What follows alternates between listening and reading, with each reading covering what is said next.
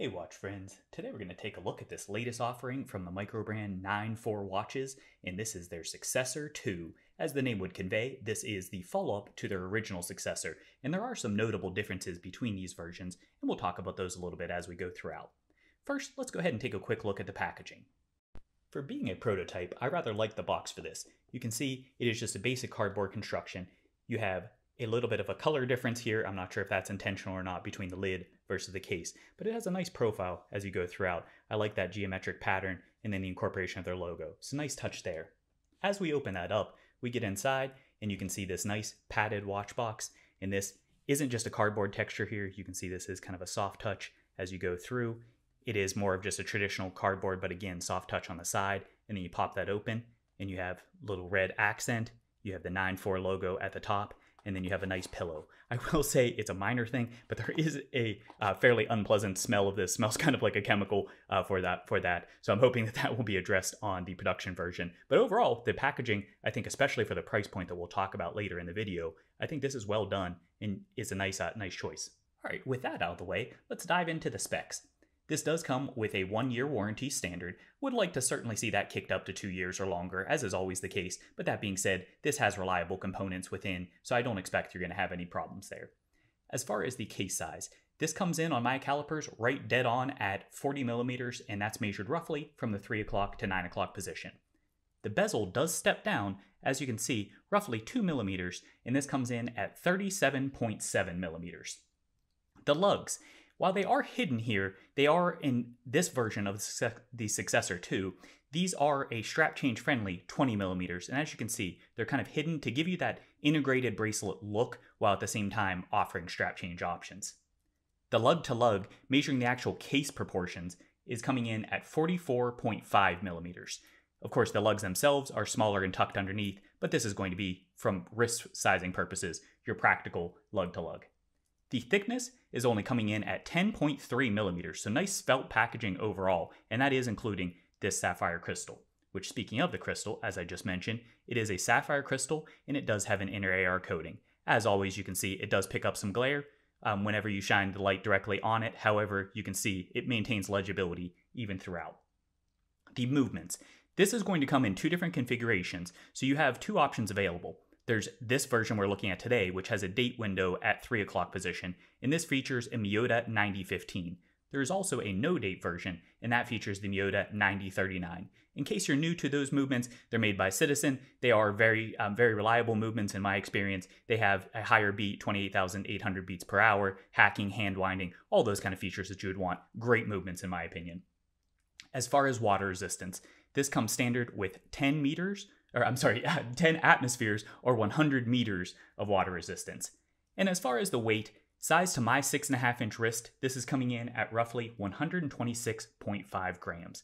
And as you might have noticed there, if you see on the clasp, there's some scuffs and those kind of things. I was remiss in not mentioning this is a prototype. This was loaned to the channel for review. This watch, as of recording, is actually already live on their website for pre-order, and we'll talk about the details further. Alright, so now that we have a better feel for the watch itself, let's go ahead and take a deeper dive. First, for the colors. As you can see, this one that we're looking at today is the dark blue version, but they do also have a light blue, an olive green, as well as a salmon color. And then again, each of those is available in both a date and no date configuration. So you have some nice choices there. Each of them is going to carry through with what I would describe as like a rippling guilloche pattern. It is very, to me, reminiscent of like a Seiko Presage. But that being said, I think it's a very eye-catching. It's nice, and as we'll see as we look through the various conditions here, it plays with the light well, it has a lot of allure and pop to it, but at the same time, in a dressier style configuration, it's also subdued when you want it to be as well. It's going to have a mix of applied and printed text. At the 12 o'clock, you have the applied logo, and at the 6 o'clock, you do have just simply automatic printed across.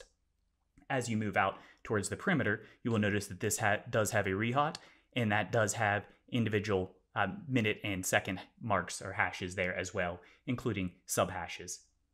The date, as we already talked about, is at the 3 o'clock position, though of course, again, you can get this in a no-date configuration as well. As for the hardware, the hands primarily for the hour and minute hand are what I would describe as like a sword handset. You can see down at the base, they do indent a little bit. And as far as the texture, The hour and minute hand, as well as the second hand, are all going to feature brushing. The second hand is kind of like a triangular, or rather a diamond, for a lollipop configuration there. Shifting over to the markers, you can see the markers are applied. They do change it up, so at the 12 o'clock you have a double triangular, then you have pentagons for most of the rest, and at the 3 o'clock on this date version, you do have a rectangular there. So you have a lot of different patterns, very much a geometric dream there. All right, with the finishing on that is going to be polishing on all of the hardware, or all of the markers rather, unlike the handset, which is brushing. Each of these you might have picked up on do have a loom applied as well, and let's go ahead and check out that loom footage. As you can see here, for a watch of this style, I think the loom performs well. The handset certainly does seem to present more prominently than the other markers. However, in real world usage, I found this to be plenty legible, and I found this to endure pretty well. Back to the bezel. The bezel, as we already talked about, is set back, and of course in this configuration it is going to be a fixed bezel. With that, you can see on the slide here, it has a nice raise up on the side, and then it has a pronounced slope as you go towards the crystal. The finish on this is going to be mixed as you go throughout. As you can see, the flat surface is going to have a nice linear brushing, but then you have polishing out on the lip as well. So a nice mix of textures there, and we'll look at that further as we go throughout, as it does have that all across the overarching for the finishing of the watch. Sorry, getting a little bit tongue twisted there.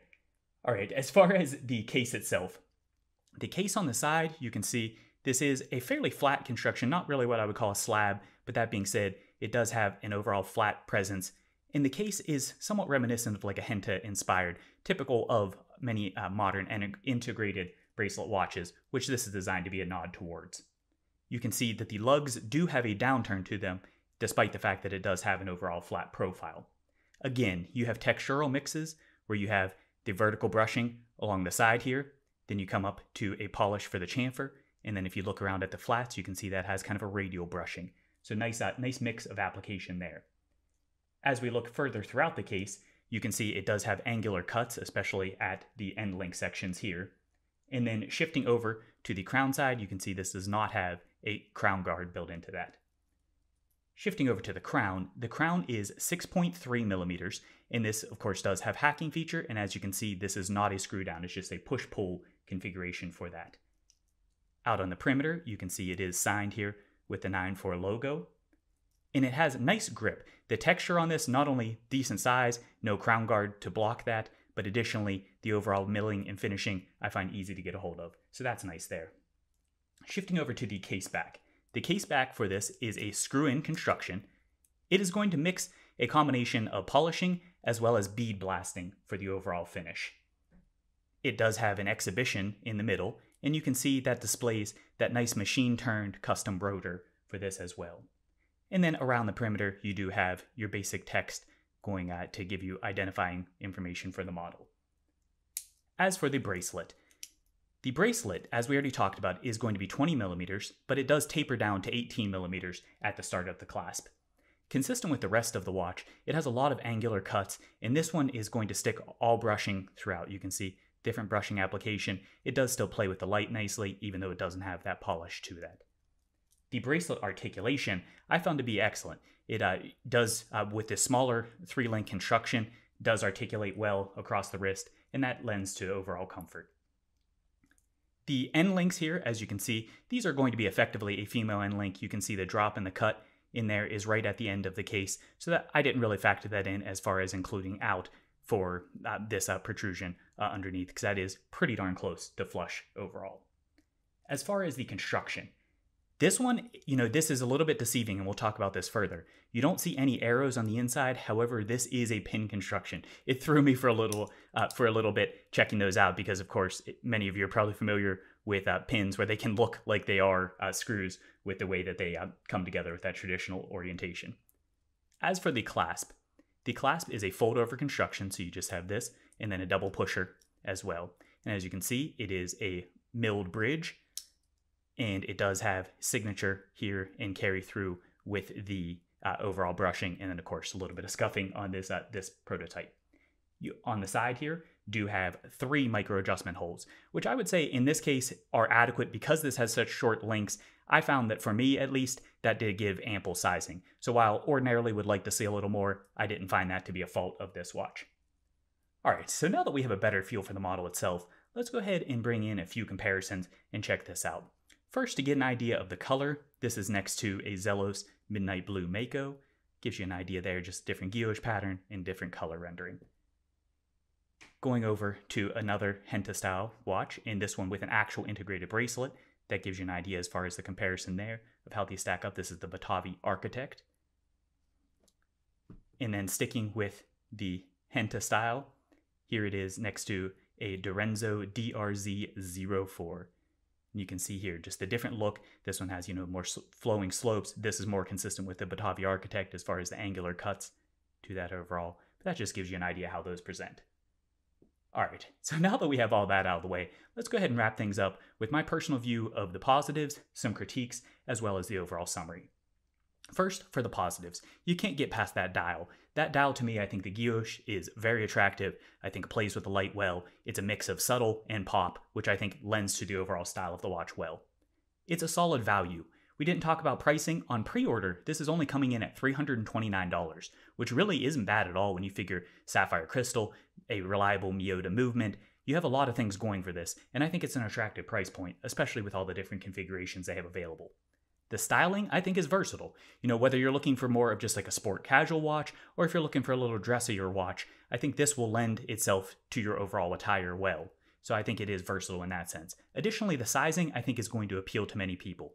As we saw on my 6.5-inch wrist, this is a pretty versatile sizing overall. It's on a smaller wrist like mine, looks perfectly at home, and on a larger wrist, I think it has enough presence, especially with that Henta style case, that it will fill out your wrist pretty well, especially for the style. And then comfort. As we already talked about, the bracelet articulation's great, that lends to nice overall comfort, really can't complain there. But that's not to say there aren't some faults or some things that I would like to see. Most of them center around this bracelet. The bracelet, while I think overall is a pretty nice bracelet, I'm not a huge fan of the way that this is integrated. I appreciate that they were going for strap change versatility as opposed to the downfall of integrated bracelets where you can't really change them around typically. That being said, I'm not a huge fan of the way that the case integrates with the bracelet here. On the Successor 1, the original Successor, that one had an actual integrated bracelet, and I just thought it looked like a little more seamless of a design and a little more cohesive overall, so I did prefer that. Additionally, another item to note, this is not a critique, the dial texture is a real giveaway as far as the Successor versus the Successor 2 if you want to check those out. Back to the critiques though. For the pins, as I already mentioned, this is just a minor thing and just something to be aware of. I am not accustomed to not seeing arrows when it's a pin configuration. You can easily eyeball them up, just go away from where you see the line in it, push it out in that direction. That being said, it is something that can be a little misleading and deceiving there, so I would like to see those arrows incorporated on the production version. And then finally, the clasp. Not a huge critique here, but, if you look at the clasp, it's a pretty basic construction overall. At the price point, I don't think it's bad, but it is, if you look at that, three micro adjustments, fairly small footprint for it overall. It's nothing, like I said, really to complain about too awful much, but I do think they could have gone with a little bit of a fancier clasp and a little more features for that. So really very minor items overall. And where does that leave us?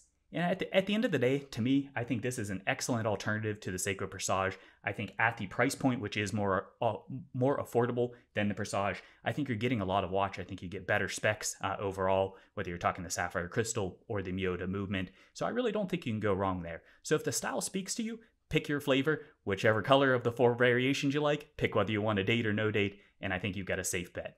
I hope this video has been helpful for you. If you did enjoy this, please do hit that like button. Additionally, if you haven't done so already, please do smash that subscribe button. Thanks for watching.